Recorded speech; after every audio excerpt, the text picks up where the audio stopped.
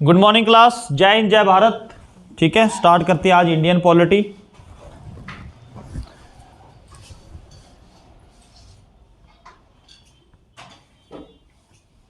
Indian polity, the father of Indian polity is, कौन है ये father of Indian polity? Doctor B R Ambedkar. ठीक है, डॉक्टर बी आर अम्बेडकर। ठीक है, भारत का संविधान तो उसी ने लाया ना। अगर इंडियन पॉलिटी की बात करें तो इसमें हम पढ़ेंगे सबसे पहले जो हमारा स्टार्टिंग होगा वो होगा historical background of Indian constitutions. उसके बाद मेकिंग ऑफ इंडियन कॉन्स्टिट्यूशंस पढ़ेंगे। उसके बाद फीचर्स ऑफ इंडियन कॉन्स्टिट्यूशन पढ़ेंगे।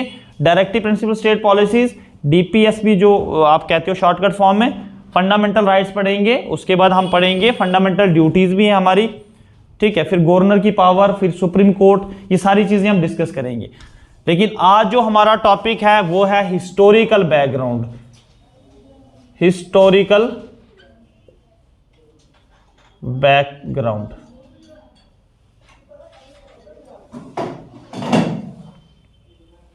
मुझे आपको पॉलिटी में हिस्ट्री क्यों पढ़ानी पड़ रही है? ठीक है, कारण है कि ब्रिटिशर्स जब भारत में आते हैं, जब वो भारत में आए तो पहले वो किस मकसद से आए, बाद में उन्होंने भारत पे शासन करना शुरू कर दिया। और शासन करना शुरू किया क्या उन्होंने किसी कानून के थ्रू किया? जैसे आजकल एक संविधान है भाई, कोई गलत करता तो उसको सजा मिलती है as per the constitution of India. But क्या उस समय कुछ ऐसे कोई कानून थे बने हुए भारत में? तो उनको ही पढ़ते हैं हम। देखो क्या होता है, ब्रिटिशर्स ईस्ट इंडिया कंपनी कब आती है इंडिया में? ईस्ट इंडिया कंपनी, मैं शॉर्ट फॉर्म में लिख रहा हूं, reached in India 1600 AD।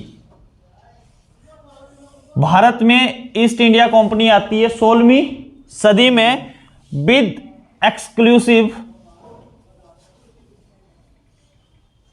Exclusive licence. Licence आप बात करते हो ना, लाइसेंस आपका जो आप आजकल आप गाड़ियां चलाते हो, ठीक है, लाइसेंस लेके आती है, एक्सक्लूसिव लाइसेंस लेके आती है जिसका नाम था चार्टर एक्ट। ठीक है, रॉयल चार्टर नाम दिया गया इसको, रॉयल चार्टर, रॉयल चार्टर।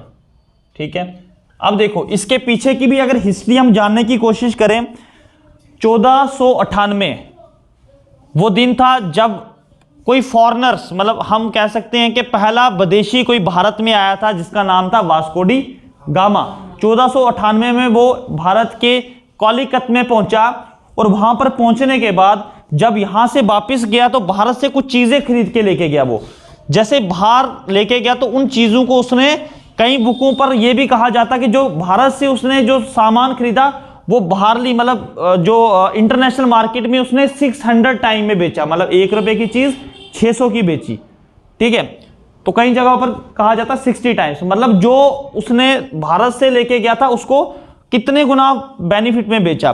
तो बहुत सारी कंपनियों ने सोचा भाई भारत में ऐसा क्या है, ठीक है, हम भी तो चलकर देखें। तो ब्रिटिशर का हमने पढ़ना ज्यादा ब्रिटिशर को ही है, वैसे भी हमने हिस्ट्री में सारी चीजें पढ़नी है। ब्रिटिशर्स ने क्या किया, 1582 में 1582 में एक जो पर्सन था उसको भेजा किसके दरबार में? मुगलिया दरबार में भेजा कि भाई पता करके आओ, अकबर के दरबार में, कि भाई पता करो क्या भारत को जो सोने की चिड़िया कहा जाता वो सच में है। तो आता वो अकबर के दरबार में, कहता भैया मैं तो ऐसे चक्कर लगाने आया हूं, क्या हाल चाल है आपके? तो पूरा एक आइडिया लेके जाता है।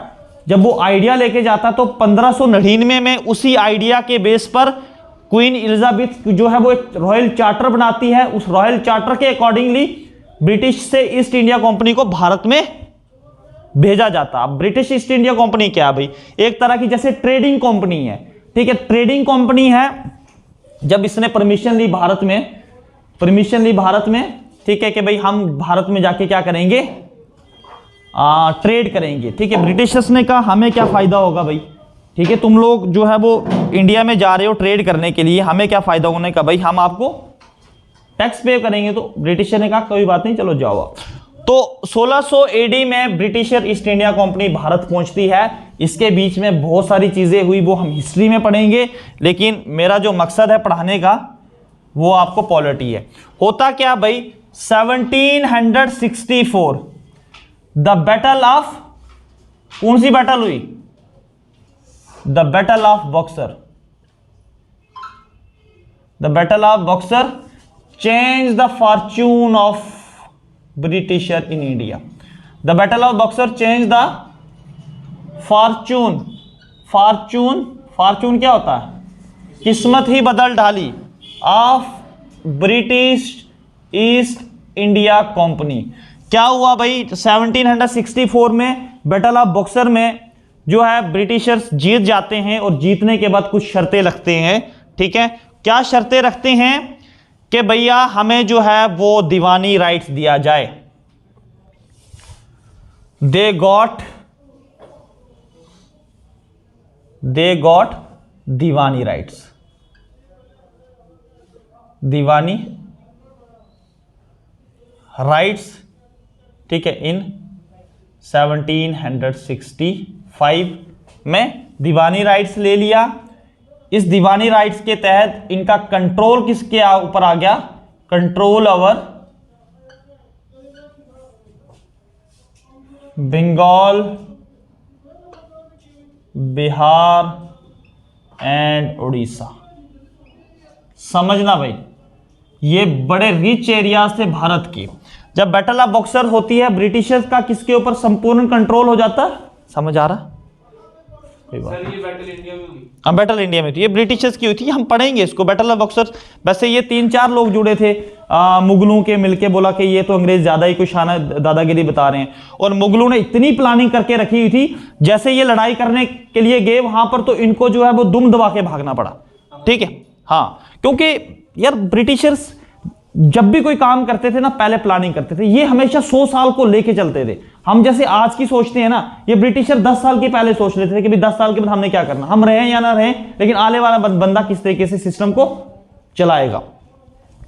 दीवानी राइट्स क्या होता है, मैं यहां पे लिख लेता हूं, इसका मतलब लीगल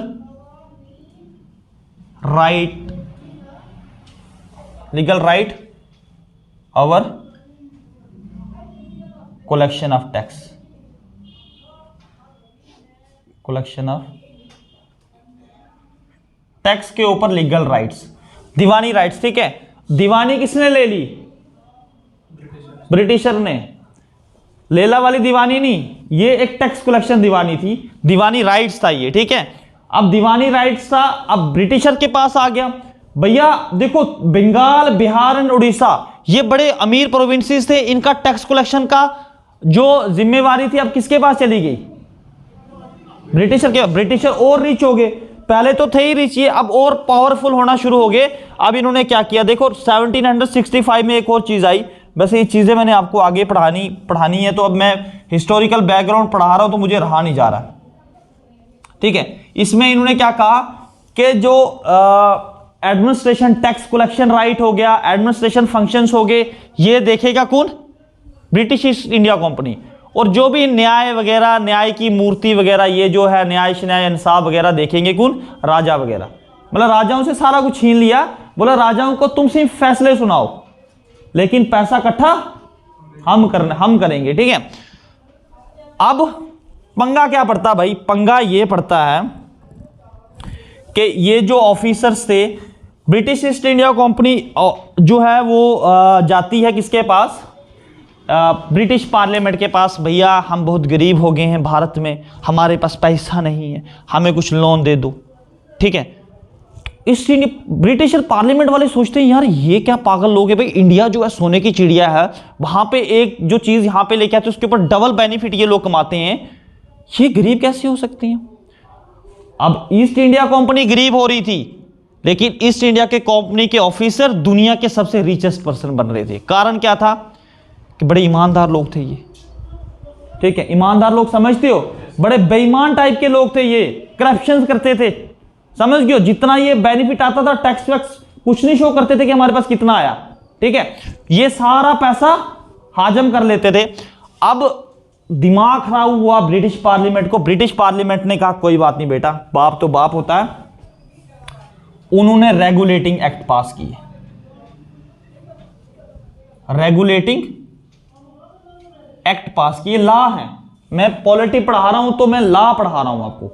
रेगुलेटिंग एक्ट पास किए, पहला रेगुलेटिंग एक्ट आता आपका first regulating act. First regulating act आता आपका कब एक्ट आता 1773 में।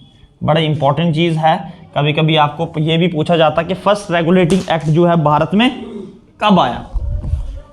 आपको समझ आ रहा है थोड़ा बहुत, ठीक है। फर्स्ट रेगुलेटिंग एक्ट जो है वो कब आता है, 1773 में। अब इस एक्ट के तहत क्या कहा, अब देखो भाई, जब ब्रिटिशर्स को लगा यार ये लोग जो है वो चोरियां कर रहे हैं, इन्होंने कहा कि कोई बात नहीं, रेगुलेटिंग का काम अब हम करेंगे, ठीक है। अब इन्होंने जब पहला एक्ट बनाया, उस समय के भारत की बात करवा दूं मैं आपको, उस समय का भारत में सिर्फ ये वाला एरिया लूंगा, ठीक है। यहां पर बंगाल, मद्रास एंड मुंबई, ये 3 प्रेसिडेंसियां थी, मतलब तीनों का अलग अलग कंट्रोल था ब्रिटिशर्स का। यहां पर भी ब्रिटिशर्स गवर्नर जनरल था, यहां पर भी गवर्नर ब्रिटिशर्स का था, और यहां पर भी गवर्नर ब्रिटिशर्स का था। अब इन तीनों का एक दूसरे से कोई लेना देना नहीं था, ये आप अपना कलेक्शंस कर रहे थे, मान लो कि ईस्ट इंडिया कंपनी ही वर्क कर रही थी, बट तीनों का अपना अपना काम था, ठीक है जी। अब होता क्या है, इनको लगा भाई, हमें पार्लियामेंट को लगा ये तो बड़ी चोरियां कर रहे हैं, ठीक है। इन्होंने रेगुलेटिंग एक्ट पास किया, ठीक है। बोला कि भैया पहला रेगुलेटिंग एक्ट में क्या कहा गया, इन्होंने जो फर्स्ट रेगुलेटिंग एक्ट था उसके तहत इन्होंने क्या किया कि फर्स्ट गवर्नर जनरल बनाया, इन्होंने फर्स्ट गवर्नर जनरल इन्होंने बनाया ऑफ बंगाल। इन्होंने एक गवर्नर जनरल बनाया बंगाल का।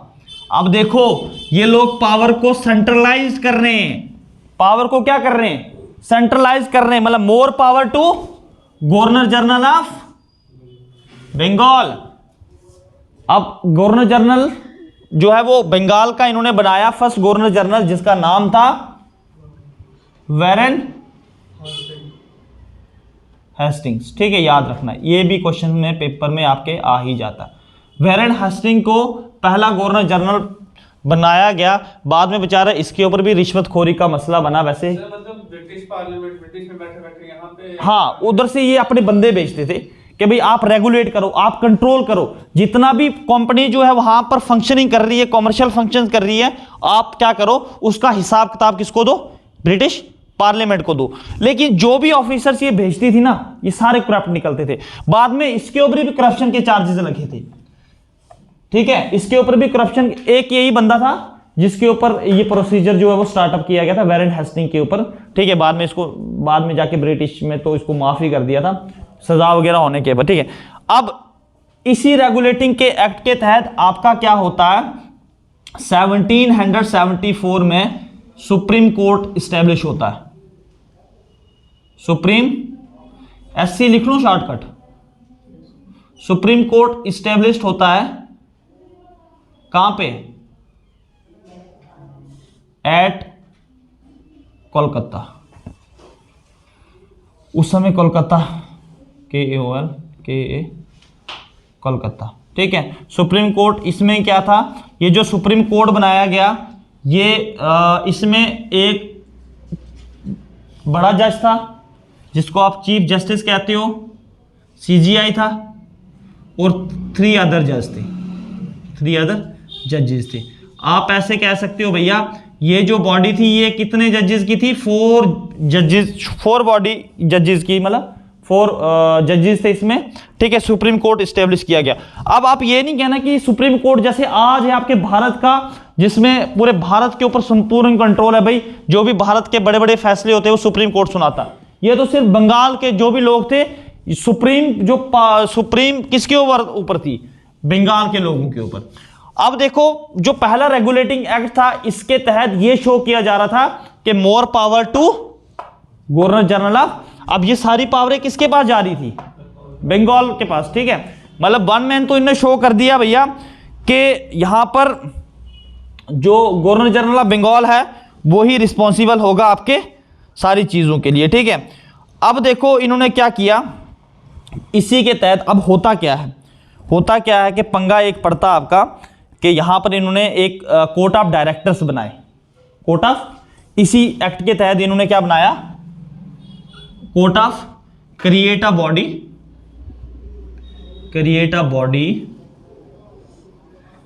एक बॉडी बनाई जिसका नाम दिया कोर्ट ऑफ डायरेक्टर्स। भाई कोर्ट ऑफ डायरेक्टर यही जजेस की बात कर रहा हूं मैं, कोर्ट ऑफ डायरेक्टर मतलब कोर्ट ऑफ डायरेक्टर्स का काम दिया, जितने भी लीगल फंक्शंस हैं इंडिया में कौन कंट्रोल करेगा, कोर्ट ऑफ लीगल हो गए, ठीक है, और कमर्शियल लीगल हो गया, commercial will be taken by COD, court of directors. जितने भी लीगल टैक्स कलेक्शंस हो गए, जितना भी पॉलिटिकल एडमिनिस्ट्रेशन, जो भी फंक्शंस होगा भारत में, वो कौन देखेगा, कोर्ट ऑफ डायरेक्टर्स देखेंगे। बट इससे दिक्कत होने लगी चाचा वैरेन हेस्टिंग को। चाचा वैरेन हेस्टिंग ने कहा कि ये सुप्रीम कोर्ट क्या, ये कोर्ट ऑफ जजेस क्या है भाई, जो अपनी चला रहे हैं। अब देखो ना, एक बंदे को आप पावर दे दोगे, वो तो अपनी चलाएगा ना, ये हर जगह लगा पंगे करने, भाई तुम ऐसा नहीं करो, ऐसा नहीं करो। फिर जो आपके गवर्नर जनरल ऑफ बंगाल थे, भैया ऐसा नहीं चलेगा, तो फिर उसके बाद जो है वो 2 बॉडी बनाई गई। कर दूं मैं साफ इसको,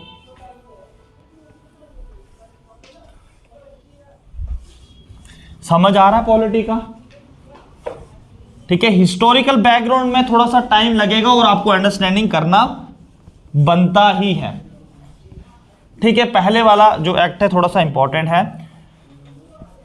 फिर क्या होता है भाई, पिट्स इंडिया एक्ट आता है,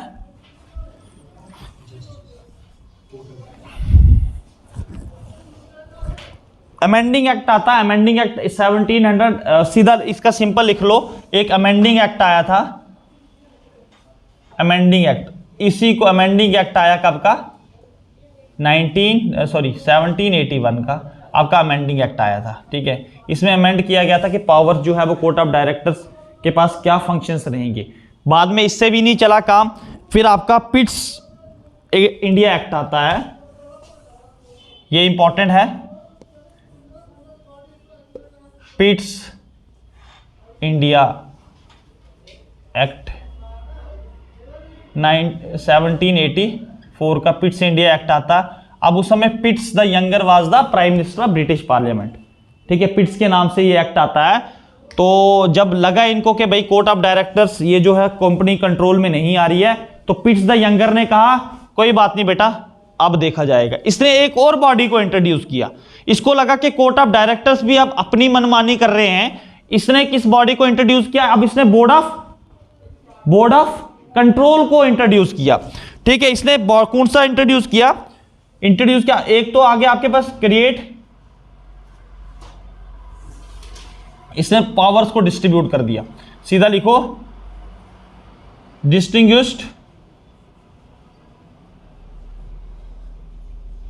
डिस्टिंग्विश्ड पावर्स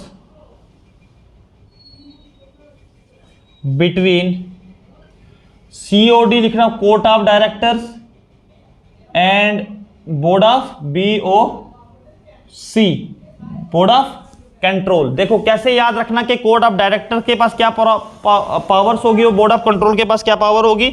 सिंपल सा भैया, कोर्ट ऑफ डायरेक्टर, देखो डायरेक्टर्स वगैरह कहां पे होते हैं, बड़ी बड़ी कंपनियों में होते हैं डायरेक्टर्स, तो मतलब कमर्शियल बिजनेस देखते हैं।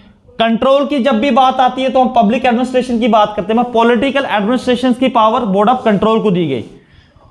कमर्शियल फंक्शन किसको दिए, कोर्ट ऑफ डायरेक्टर को, और पॉलिटिकल और एडमिनिस्ट्रेशन फंक्शन किसको दिए, बोर्ड ऑफ कंट्रोल को। मिलिट्री पावर्स वगैरह ये सारी किसके पास आ गई।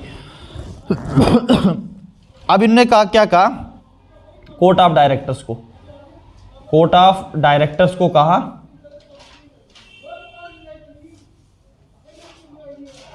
आप मैनेज करो भैया, to manage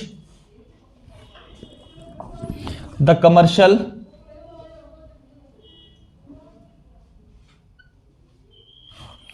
commercial affairs of the company, company के जितने भी कमर्शियल अफेयर्स हैं आप लोग देखोगे, ठीक है जी। और इन्होंने बोर्ड ऑफ कंट्रोल को क्या कहा, board of control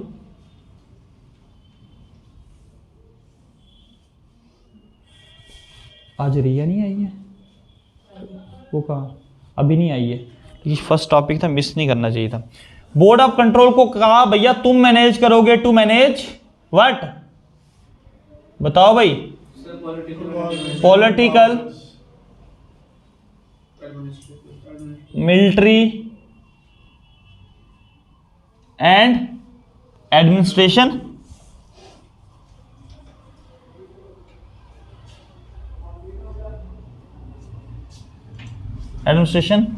function of the company. आ जाओ बेटा, ये दे दो सीट्स इसको।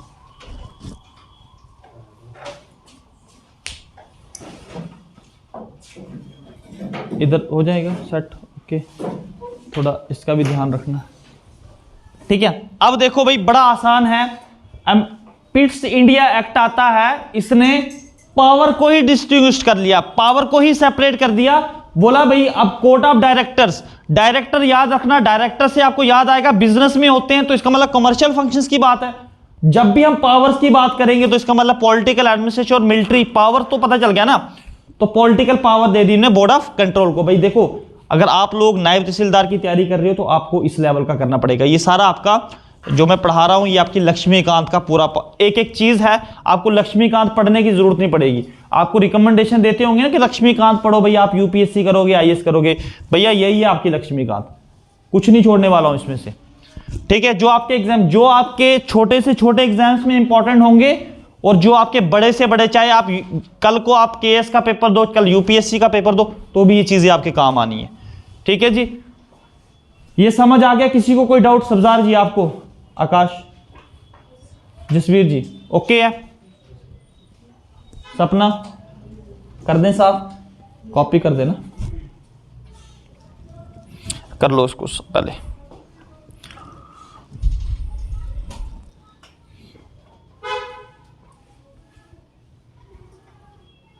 हो गया? अब ये जो रेगुलेटिंग एक्ट्स है ना, ये हर 20 साल के बाद रिवाइज्ड होते थे।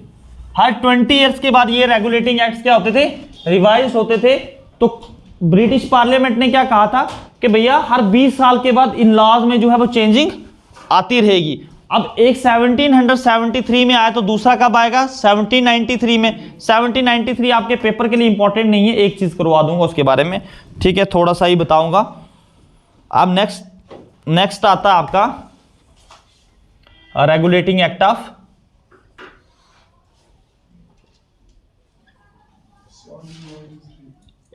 1793 का। 1793 का रेगुलेटिंग एक्ट आता है। अब जो ईस्ट इंडिया कंपनी के जो थे वहाँ पे ओनर्स, हम कह सकते हैं ये 3-4 लोगों की मिलकर, काफ़ी सारे लोगों ने मिलकर जो है इन्वेस्टमेंट किया था इसके ऊपर। ये जब जाते हैं ब्रिटिश पार्लियामेंट के पास तो बोलते हैं सर एक हमारे ऊपर मेहरबानी कर दो, ठीक है। पार्लियामेंट के पास क्या बोलते भी क्या मेहरबानी है, क्या हो गया? कहते हैं कि हमें इंडिया में ट्रेड मोनोपोली चाहिए। ट्रेड मोनोपोली पता है आपको? ट्रेड मोनोपोली पता है? सिर्फ हम ही बेचें वहां पे और कोई जो है वो ट्रेड ना करे। तो ब्रिटिश पार्लियामेंट कहते ऐसे विचारधारा कहां से लाते हो आप लोग, ठीक है? इतने बड़े बुद्धिजीवी और इतने महान लोग हो, आपके इतने सारे संस्कार कहां से आपके बीच में आते हैं कि जबकि हमारे ही ब्रिटेन में बहुत सारी प्राइवेट कंपनियां काम कर रही हैं और भारत में आपको ट्रेड मोनोपोली चाहिए। तो कंपनी के ओनर्स कहते हैं भैया देख लो उसमें आपका भी फायदा है। तो ब्रिटिश कहती है भाई बता क्या फायदा हो। जैसे वो अक्षय कुमार की फिल्म नहीं देखी है, ला प्लान बता प्लान। तो उन्होंने कहा कि हम हर साल का 5 लाख रुपए आपको देंगे, टैक्स को छोड़ो। हम टैक्स तो आपको मिलेगा ही मिलेगा, लेकिन साल का 5 लाख रुपया देंगे। तो ब्रिटिश वाले ने कहा लाओ कहां साइन करने हैं, आप बोलो तो डेथ वारंट पे भी साइन कर दें हम अपने, ठीक है। तो अब 5 लाख का जब इनको बेनिफिट दिखा, ब्रिटिशर्स ने कहा भैया तुम करो ट्रेड मोनोपोली, अब वहां पर कोई दूसरा ट्रेड आकर नहीं करेगा। तो 1793 में इनको क्या मिला? ट्रेड मोनोपोली मिली, ट्रेड मोनोपोली, ठीक है, ट्रेड मोनोपोली, इनको भारत में ट्रेड मोनोपोली मिली। ठीक है, अब देखो इस एक्ट में जो थे भारत के भी कुछ ऑफिशियल्स मेंबर को ऐड कर रहे थे, ये जो कोर्ट ऑफ डायरेक्टर्स के जो मेंबर्स होते थे, जो गवर्नर एग्जीक्यूटिव काउंसिल्स होती थी, तो उसमें भारत के भी होते थे, बट उनका ना हाँ के बराबर ना नाम के बराबर। बट हम पढ़ेंगे जब इनके आते हैं, कौन से एक्ट्स आते हैं, दूसरे कॉन्शियल्स एक्ट आएंगे 1861 में, वहां पर हम भारत का भी हम रोल पढ़ेंगे। बट यहां पे अभी ये अपनी चला रहे हैं, तो ट्रेड मोनोपोली इनको कब मिला? 1793 में। ठीक है जी, उसके बाद नेक्स्ट क्या होता है, इंपॉर्टेंट इसमें ज्यादा कम ही है। फिर नेक्स्ट रेगुलेटिंग एक्ट आता है भाई, रेगुलेटिंग एक्ट। अब नेक्स्ट 20 ईयर्स के बाद आएगा रेगुलेटिंग एक्ट ऑफ 1813 का आता, 1813 का आता। उस समय तक का भारत थोड़ा सा, अब देखो भारत में यार इन लोगों को ट्रेड करना था। अब भारत में आज भी जो है इतने समझदार बुद्धिजीवी होने के बावजूद भी आपको भारत में 40% लोग आज भी गधे की चाल में दिखाई देंगे। बाहर की कंपनियां टारगेट करती है ना, फोन किया भैया 1 करोड़ का आपने जीत लिया है, तो 2 मिनट में उठोगे 15,000 कर लोगे, कोई बात नहीं, 2 करोड़ में 15,000 जाएगा तो हमारा क्या। बाद में पता चलता फोन स्विच ऑफ है या ये नंबर ही अवेलेबल नहीं है, फिर बोलते हो ये तो 15,000 मैंने उधारा लिया था। ठीक है, आज भी भारत में ऐसे लोग हैं क्योंकि भारत को टारगेट किया जाता। अब देखो 1813 में इन्होंने क्या किया भैया, सबसे पहले इन्होंने कहा कि भैया तुम्हारा ट्रेड मोनोपोली अबॉलिश कर दिया। बस मैं बोल रहा हूं, ट्रेड मोनोपोली तुम्हारा नहीं चलेगा। आपने बड़े 5-5 लाख देके हमें लॉलीपॉप दे दिया, ब्रिटिश पार्लियामेंट ने कहा अब ट्रेड मोनोपोली नहीं चलेगा। कुछ चीजों पे इन्होंने ट्रेड मोनोपोली रखा, वो पढ़ेंगे हम इसमें हिस्ट्री में पढ़ेंगे। ट्रेड मोनोपोली कुछ चीजों पर रखा, जैसे किसकी जो है एग्रीकल्चर के ऊपर आपका ट्रेड मोनोपोली रहेगा, अदरवाइज उन्होंने पार्शली आप कहते हो ना आधा, लगभग पार्शली ट्रेड मोनोपोली 1813 के रेगुलेटिंग एक्ट में खत्म किया। साथ ही में इन्होंने क्या कहा कि भारत में हम एजुकेशन के लिए 1 लाख रुपया प्रोवाइड करेंगे। ठीक है, एज अ कंपनसेशन हम क्या करेंगे, एज अ कंपनसेशन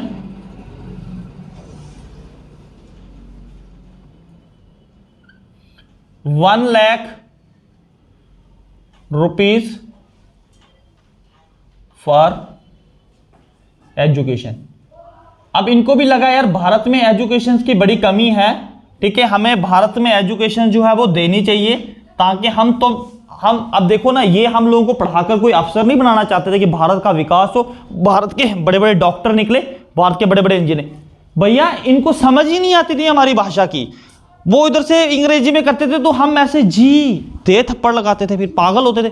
अब देखो ना, किसी को नहीं समझा पाओगे, पानी मांगने के लिए वो दारू लेके आएगा, है नहीं, तो फिर इनको गुस्सा आता था, भैया ये क्या हो गया। ये इन्होंने कहा कि हम भारत में, इन्होंने इस एक्ट के तहत भारत को 1 लाख देने की बात की, बट ये कभी हुआ नहीं, इन्होंने कभी 1 लाख दिया नहीं, क्योंकि भाई ब्रिटिशर्स के जो ऑफिसर्स थे ना, आप कहते हो ना कि बड़े उच्च विचार के करप्ट लोग थे, ये बहुत करप्शन करते थे। आप यकीन करो कि ईस्ट इंडिया कंपनी इतनी कभी प्रॉफिट में नहीं गई है भारत में, लेकिन जितने उसके ऑफिसर्स गए, मानो एक ऑफिस के इतना पैसा था जितना भारत में कंपनी के पास इतना बजट नहीं होगा पूरा सिस्टम चलाने का। ठीक है, तभी कहता हूं पढ़ लिख के आप लोगों ने भी ब्रिटिश पार्लियामेंट के ऑफिसर्स नहीं बनना। कर दूं मैं, साफ लिख लिया। अब नेक्स्ट आता है भाई, इनका क्या टारगेट था भाई ब्रिटिशर्स का, भारत में पावर को ये सेंट्रलाइज कर रहे थे। पहले इन्होंने क्या किया, पावर को सेंट्रलाइज किया, गवर्नर जनरल ऑफ बंगाल बनाया वैरेन हेस्टिंग को। अब देखो जो उनका सेंट्रलाइजेशन प्रोसेस शुरू जो था, सेंट्रलाइज का मतलब है पावर को एक जगह सेंट्रलाइज करना। इनका जो प्रोसेस था सेंट्रलाइजेशन का, वो 1773 से स्टार्ट हो गया था, मतलब 1773 से जो सेंट्रलाइजेशन का प्रोसेस था भारत में ब्रिटिशर ने स्टार्ट कर दिया था, क्योंकि ये शो करना चाहते थे जैसे 1 मैन आर्मी, कि भैया एक बंदा ही कंट्रोल करेगा पूरे भारत को। जैसे हम भारत की बात करें, अभी हमारी जो है सेंट्रलाइजेशन दिल्ली में है, ठीक है, हमारी पार्लियामेंट है तो वहां से कंट्रोल होता पूरा। तो इस तरीके से ये क्या चाहते थे कि हम एक बंदा कंट्रोल, ये तो लूटने के मकसद से, तो हमारे तो जो पार्लियामेंट है वो तो डेवलपमेंट के लिए बैठे होते हैं, चाहे करते हैं नहीं करते हैं वो बात अलग है, बट बाय कॉन्स्टिट्यूशन तो डेवलपमेंट के लिए ही उनको क्रिएट किया गया। अब देखो यार, अब आपका नेक्स्ट रेगुलेटिंग एक्ट आता है। इन रेगुलेटर एक्ट को चार्टर एक्ट भी कहा जाता था, ठीक है। Regulating act of 1833।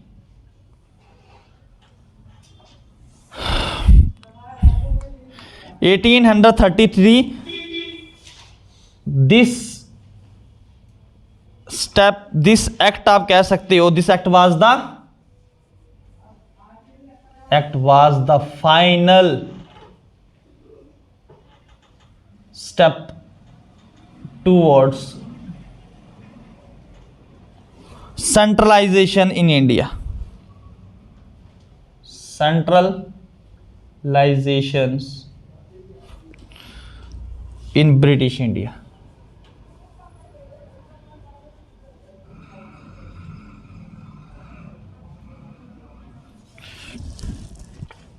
मुबारक हो इंडियंस, अब पूरे तरीके से आप सेंट्रलाइजेशन होंगे। आपको तो बड़ी खुशी हो रही है कि सेंट्रलाइजेशन हो रहा है। सेंट्रलाइजेशन मतलब अब पूरे भारत के ऊपर शासन किसका चलना शुरू हो गया 1833 पे।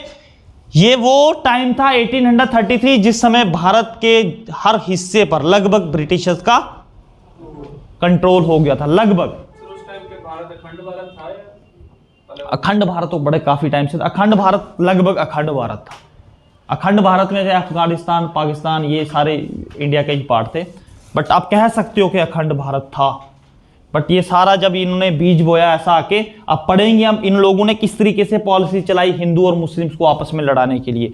और एक ऐसा बीज बोया लॉर्ड कर्जन के टाइम पे जो 1905 में हुआ था पार्टीशन ऑफ बंगाल, जहां पे ईस्ट और वेस्ट में, ईस्ट में जो है मुस्लिम रहते थे और वेस्ट में हिंदूज रहते थे।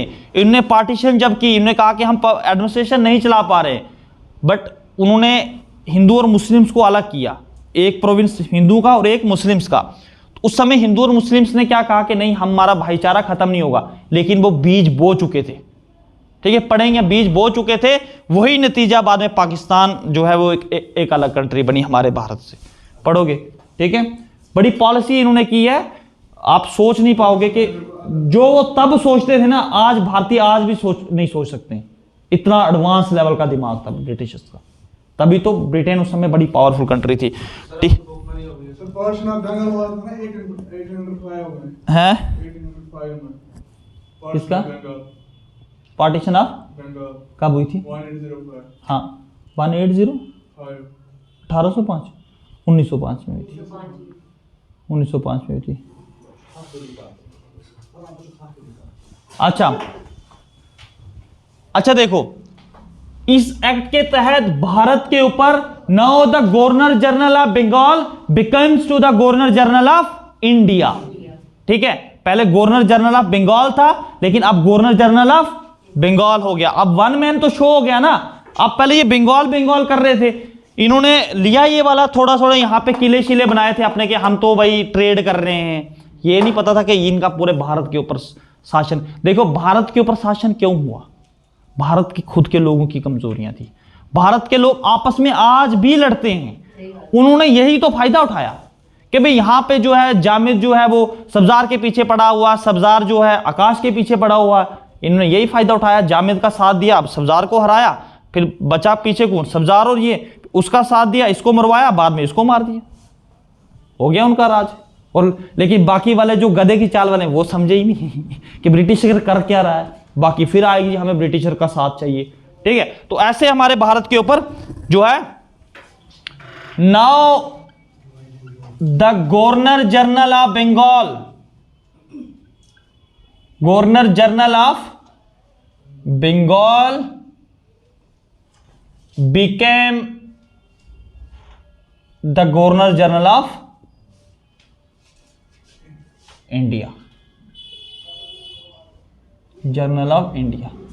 Now governor general of Bengal becomes to the governor general of India. One man show हो गया यहां पे भाई, वन मैन आपका शो हो गया।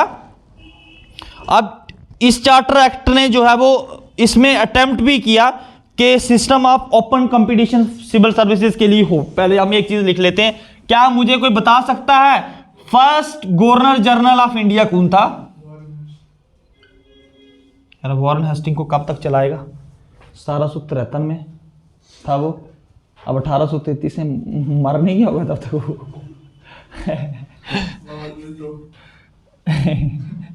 Governor general of first governor general of India कौन था? कोई बता सकता मुझे? कोई ऐसा महान योद्धा यहां का? नहीं भाई, लॉर्ड विलियम वेंटिक। लॉर्ड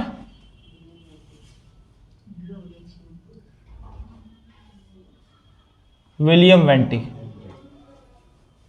ये लॉर्ड विलियम वेंटिक ही था जिसने सीवी रमन की हेल्प से आपके भारत में सती प्रथा के ऊपर बैन लगाया था 1829। ये भी हम पढ़ेंगे, किसमें? हिस्ट्री में पढ़ेंगे, बहुत सारी चीजें हिस्ट्री में पढ़ेंगे। मेरा आज जो प्रोस्पेक्टिव्स है सिर्फ आपको जो कानून ब्रिटिशर्स के टाइम पे लागू हुए थे वही मैंने आज आपको करवाने थे, ठीक है जी।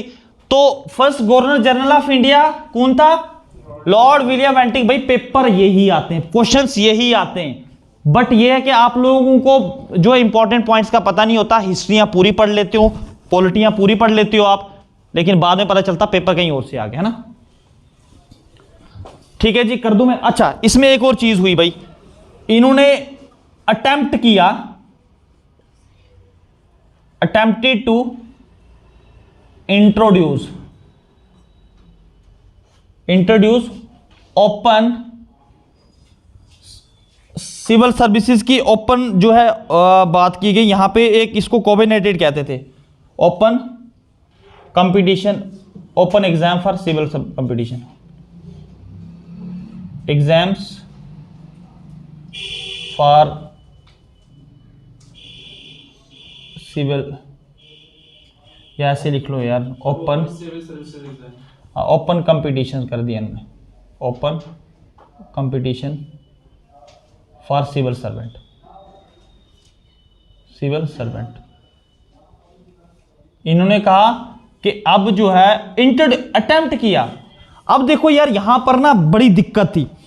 बहुत सारी कमेटियां कहती थी, कमेटीज बनाई जाती थी, वो कहती थी कि इंडिया में क्या करो कि भाई इंडियंस को भी मौका दो। आपको पता उस समय भी सिविल सर्विसेज के एग्जाम्स होते थे, उस समय भी हम पढ़ेंगे कि ये सिविल सर्विसेज के एग्जाम्स कब इंट्रोड्यूस हुए इंडिया में।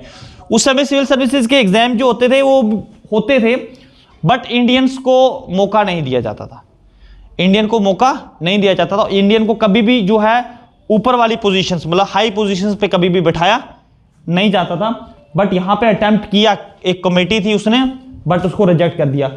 1833 में जाके 1833 में इन्होंने कहा था कि इंडियंस को भी ओपन सिविल सर्विसेज में बैठने दो।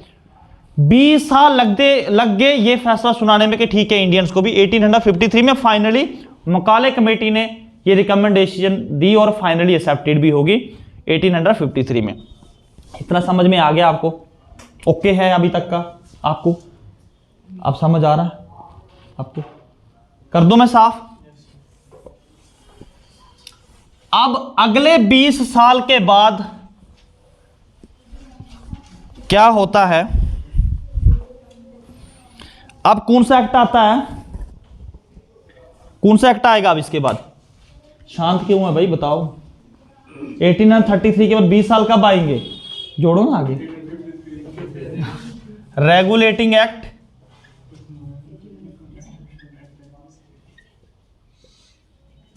(1853) 1853 का रेगुलेटिंग एक्ट आया। ये ऐसा रेगुलेटिंग एक्ट था, यहां पे फर्स्ट टाइम आपकी लेजिस्लेटिव और एग्जीक्यूटिव फंक्शंस को अलग किया गया। पहले जो आपकी एग्जीक्यूटिव काउंसिल्स होती थी गवर्नर की जो एग्जीक्यूटिव काउंसिल्स होती है ना, मेंबर्स थे एग्जीक्यूटिव काउंसिल्स के, वही लेजिस्लेटिव का फंक्शंस करते थे। ऐसे समझ लो, Sachin Tendulkar is a batsman but also bowling है, तो प्राइमरली वो क्या बैट्समैन है, बट बॉलिंग भी करता है। तो जो एग्जीक्यूटिव काउंसिल्स थी, ठीक है, करती तो वो एग्जीक्यूटिव फंक्शंस थी, बट लेजिस्लेटिव फंक्शंस भी करती थी। बट फर्स्ट टाइम 1853 में लेजिस्लेटिव काउंसिल और एग्जीक्यूटिव काउंसिल को अलग किया गया। इंडिया में पता आपको एग्जीक्यूटिव काउंसिल और लेजिस्लेटिव और जुडिशरी है। एग्जीक्यूटिव काउंसिल्स में आपके ये प्राइम मिनिस्टर्स वगैरह आ जाते हैं, लेजिस्लेचर में मेंबर ऑफ पार्लियामेंट जो आपके ये बाद में इनको चुन के बनाते हैं आपके कौन से राज्यसभा के मेंबर्स। समझ आ गई? देखो इसमें क्या हुआ, आजकल आर्टिकल पढ़ोगे कौन सा है, आर्टिकल 51 ये कहता है कि लेजिस्लेचर और एग्जीक्यूटिव के फंक्शंस दोनों के अलग होते हैं। ये हमने आइडिया यहां से लिया, ठीक है। It separate for the first time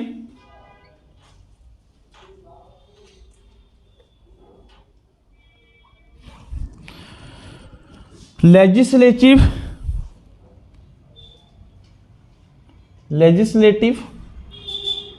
and executive functions. Executive functions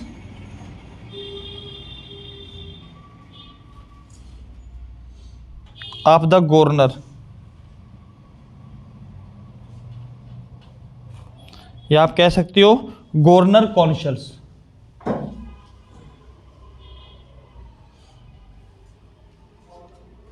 ठीक है जी। इसी में एक मकौले कमेटी अपॉइंट हुई, द मकौले, कभी कभी पेपर में आ जाता है मकौले कमेटी के बारे में। यही थी जिसने ओपन कॉम्पिटिशन्स की रिकमेंडेशंस भारत में दी थी। मकौले कमेटी वाज अपॉइंटेड, ये बनाई कब, was appointed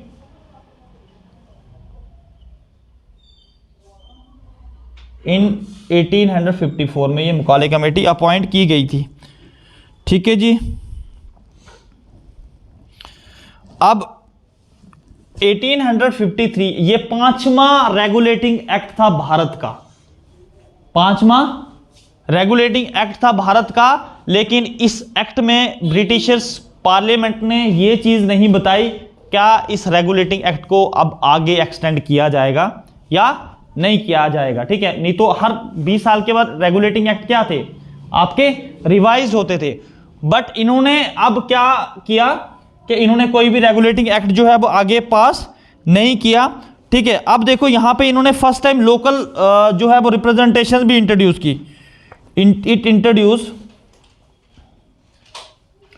it introduce for the first time local representative या रिप्रेजेंटेशन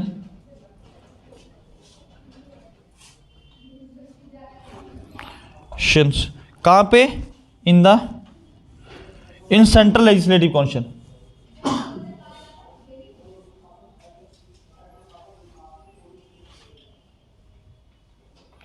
सेंट्रल लेजिस्लेटिव फंक्शंस हो गए गवर्नर के पास।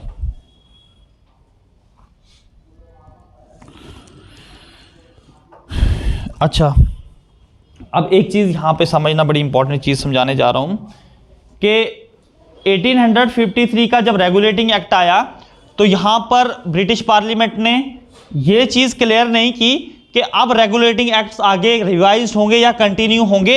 इस चीज से एक चीज तो इससे यह चीज पता तो चलती थी कि ब्रिटिश पार्लियामेंट अब कभी भी ईस्ट इंडिया कंपनी को टर्मिनेट कर सकती है। डायरेक्ट रूल इंडिया में, भारत में अब किसका आ सकता है, ब्रिटिशर्स का आ सकता है। ठीक है, अब देखो एक चीज, ये इतना लिख लिया सबने, लिख लिया।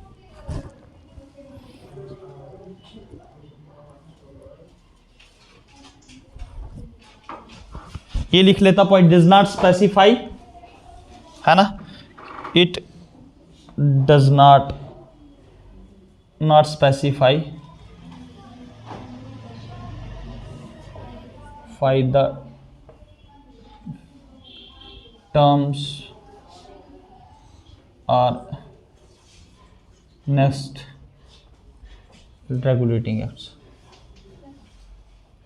नेक्स्ट रेगुलेटिंग एक्ट के बारे में कोई भी स्पेसिफाई नहीं किया। तो इससे क्या पता चलता था कि भैया अब company this specify that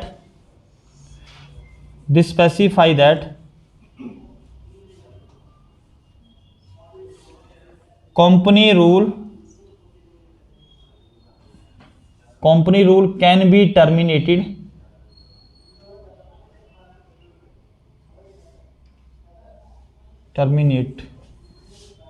at any time. ठीक है, अब इनको लग रहा था कि कंपनी रूल कभी भी भारत में टर्मिनेट किया जा सकता था। ठीक है, इनको क्या पता था कि भारत के लोग जो हैं अभी किस स्थिति में हैं और वक्त जो है वो करवटें ले रहा है। इनने कभी सोचा नहीं था जो इनके साथ हो गया। कर दें साफ इसको, सबने लिख लिया, सपना लिख लिया, लिख लो आराम से। ठीक है, इनको पता नहीं था कि वक्त जो है वो करवटें ले रहा था। अब ये कुछ और प्लानिंग कर रहे थे, लेकिन भारत में कुछ और ही हो गया। हुआ क्या,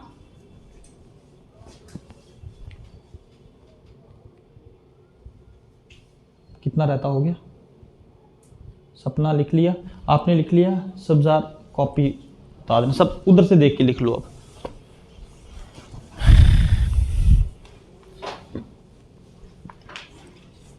अब देखो, इनको क्या पता था कि वक्त करवटें ले रहा है, ये कुछ और प्लानिंग कर रहे थे, लेकिन भारत में कुछ और ही हो गया। Revolt of 1857, revolt of 1857। ठीक है, इसको फर्स्ट वॉर ऑफ इंडिपेंडेंस भी कहा जाता है, या फर्स्ट वॉर अगेंस्ट ब्रिटिशर्स भी कहा जाता है। रिवोल्ट ऑफ 1857 हो जाता है। भारत में जो है अंग्रेजों के खिलाफ एक बहुत बड़ी जंग छिड़ जाती है। ठीक है, ये तो टॉपिक नहीं है, ये आपका अलग एक टॉपिक है। बट कल से मैंने क्राउन रूल पढ़ाना है इंडिया में, क्राउन रूल इन इंडिया जो स्टार्ट होता है 1857 में। जब एक बहुत बड़ा रिवोल्ट होता है तो लोगों ने बढ़ चढ़कर हिस्सा लिया इस रिवोल्ट में। अब इस रिवोल्ट की इन्हें कभी कल्पना नहीं की थी, ये लोग रेडी नहीं थे ब्रिटिशर्स कि हम इतना बड़ा जो हमारे खिलाफ भी कभी इतनी बड़ी बगावत होगी। अब इन्होंने क्या किया, जैसे रिवोल्ट ऑफ 1857 होता तो बाद में पढ़ेंगे क्या कारण थे, क्या इकोनॉमिकल काज क्या थे, पॉलिटिकल काज क्या थे। ठीक है, तो ये सारी चीजें हम पढ़ेंगे। बट इसके हारने के पीछे, मतलब रिवोल्ट का खत्म होने के पीछे कारण यह था कि कोई बड़ी लीडरशिप नहीं थी। हर बंदा अपने अपने के लिए लड़ रहा था, कोई पेंशन के लिए लड़ रहा था, कोई अपने बेटे के लिए लड़ रहा था, किसी की जगह चली गई थी, मतलब किसी का एक मोटिव नहीं था कि हम भारत को आजाद करवाएं। ठीक है, अब इसके बाद भारत में क्या शुरू होता है, क्राउन रूल। क्राउन रूल आप कह सकते हो कि डायरेक्ट जो है ब्रिटिशर्स अब क्या करते हैं इंडिया में 1858 से लेके 1947 तक आपका क्या चलता है, क्राउन रूल। अब इस क्राउन रूल में the governor general of India becomes to the viceroy of India. तो वाइसराय के पास इन्होंने एक और बॉडी बना दी जिसको सेक्रेटरी ऑफ स्टेट्स कहा जाता था। ये 15 मेंबर्स बॉडी थी ये। ठीक है, तो अब वो क्या था उसका कि वो कंट्रोल करेगी किसके ऊपर, पूरे भारत के ऊपर, पूरे जितने भी हैं। वो डायरेक्ट रिप्रेजेंटेटिव होगा पार्लियामेंट का, पार्लियामेंट का कोई मिनिस्टर होगा जो एज अ सेक्रेटरी का काम करेगा। ठीक है, ये सारी चीजें हम पढ़ेंगे आने वाले नेक्स्ट लेक्चर में। आकाश इसको बंद कर दे बीच में से, सेंटर से।